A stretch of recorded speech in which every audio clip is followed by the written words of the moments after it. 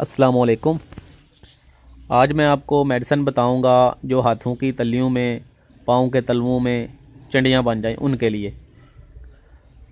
चंडियाँ चाहे दर्द करती हों या चंडियों की जड़ें बन गई हों जिल्द में, तो उसका नामो निशान मिटा देगी। आपको ऑपरेशन नहीं कराना पड़ेगा। 10 से 15 दिन में आपकी जिल्द जो है वो बिल्कुल साफ़ हो जाएगी। चंडियों का नामो निशान मिटा देती है जी। उसके लिए आपको मेडिसिन लेनी है, होम्योपैथी की मेडिसिन है। थूजा लेनी है मदर टिंचर में, क्यू ताकत में। वो आपने लगानी है 3 से 4 टाइम दिन में। और इसके साथ खानी है थूजा 200 पोटेंसी लेनी है। वो आपने सुबह शाम लेनी है 5 ड्रॉप। ये आप 10 से 15 दिन इस्तेमाल करेंगे। आपको पहले 5 दिन में रिज़ल्ट मिल जाएगा इसका।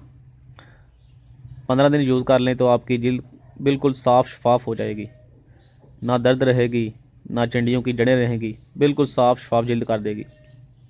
बहुत शानदार रिज़ल्ट है इसका। इसको आजमाएं और ऑपरेशन से बच जाएं। 10 से 15 दिन इस्तेमाल करें, बहुत कमाल के रिज़ल्ट मिलेंगे आपको।